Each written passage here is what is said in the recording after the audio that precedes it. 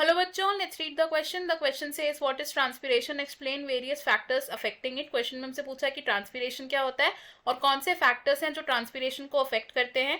So in this question हमारा की concept क्या यूज होगा. की concept in this question is transpiration. तो हम समझेंगे पहले ट्रांसपिरेशन क्या होता है.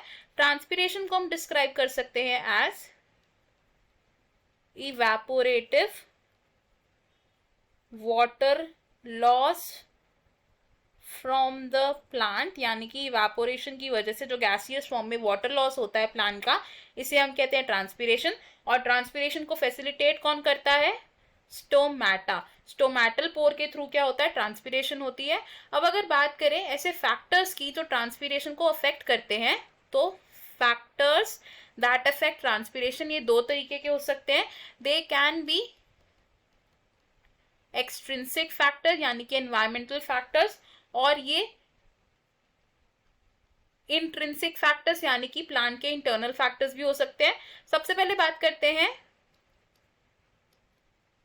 एक्सट्रिंसिक फैक्टर्स की. तो फर्स्ट ऐसा फैक्टर जो ट्रांसपिरेशन के रेट को अफेक्ट करता है, इट इज टेम्परेचर. तो टेम्परेचर का डायरेक्ट रिलेशन होता है with the rate of transpiration, यानी कि as temperature increases, जैसे जैसे टेम्परेचर इंक्रीज होगा ट्रांसपिरेशन रेट क्या होगा, इंक्रीज करेगा. यानी कि हम क्या बोल सकते हैं कि temperature is directly proportional to rate of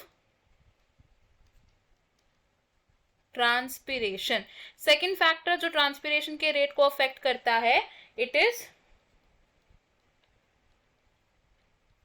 humidity. तो ह्यूमिडिटी का ट्रांसपिरेशन के साथ इनवर्स रिलेशन होता है, यानी कि जैसे जैसे ह्यूमिडिटी इंक्रीज होती है, as humidity increases transpiration rate decreases. यानी कि humidity is inversely proportional to rate of transpiration. Third extrinsic factor जो रेट ऑफ ट्रांसपिरेशन को अफेक्ट करता है, इट इज विंड स्पीड या प्रेजेंस ऑफ विंड. तो अगर एनवायरमेंट में देयर इज ब्लोइंग विंड, तो रेट ऑफ ट्रांसपिरेशन कैसा होगा, इंक्रीज्ड रेट होगा. और अगर विंड नहीं है, यानी कि there is no blowing wind, तो हमारा जो रेट ऑफ ट्रांसपिरेशन है ये कैसा होगा, it will be decreased. Fourth extrinsic factor जो रेट ऑफ ट्रांसपिरेशन को अफेक्ट करता है, that is soil water. Soil water से हमारा मतलब है कि सॉइल के अंदर कितना वाटर प्रेजेंट है. अब सॉइल वाटर की प्रेजेंस क्यों अफेक्ट कर रही है रेट ऑफ ट्रांसपिरेशन को, क्योंकि प्लांट में ट्रांसपिरेशन पुल के थ्रू वाटर की कंडक्शन होती है. तो अगर सॉइल वाटर ज्यादा है, मोर सॉइल वाटर, तो उतनी ही एफिशिएंटली क्या होगा, ट्रांसपिरेशन होगी, एंड हमारा रेट क्या होगा, इंक्रीज रेट ऑफ ट्रांसपिरेशन होगा. और अगर सॉइल वाटर लेस होगा तो हमारा जो ट्रांसपिरेशन का रेट है, दैट विल बी डिक्रीज. अब अगर बात करें इंट्रिंसिक फैक्टर्स की, तो फर्स्ट इंट्रिंसिक फैक्टर जो रेट ऑफ ट्रांसपिरेशन को अफेक्ट करता है, दैट इज लीफ एरिया. तो जितना ज्यादा सरफेस एरिया होगा लीफ का, उतना ही ज्यादा रेट ऑफ ट्रांसपिरेशन होगा. यानी कि मोर surface area will lead to more transpiration, यानी कि रेट ऑफ ट्रांसपिरेशन इंक्रीज होगा. तो हम क्या कह सकते हैं, leaf area is directly proportional to rate of transpiration.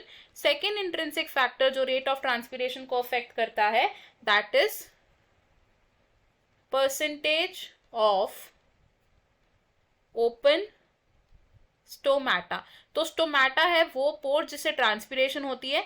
तो एक लीफ में जब स्टोमाटा ओपन होता है तो ट्रांसपिरेशन होती है, और अगर स्टोमाटा क्लोज होता है तो ट्रांसपिरेशन नहीं होती है। तो जितने ज्यादा स्टोमाटा ओपन होंगे, मोर ओपन, तो उतना ही इंक्रीज हमारा रेट ऑफ ट्रांसपिरेशन होगा। नेक्स्ट इंट्रिंसिक फैक्टर जो रेट ऑफ ट्रांसपिरेशन को अफेक्ट करता है, that is the number and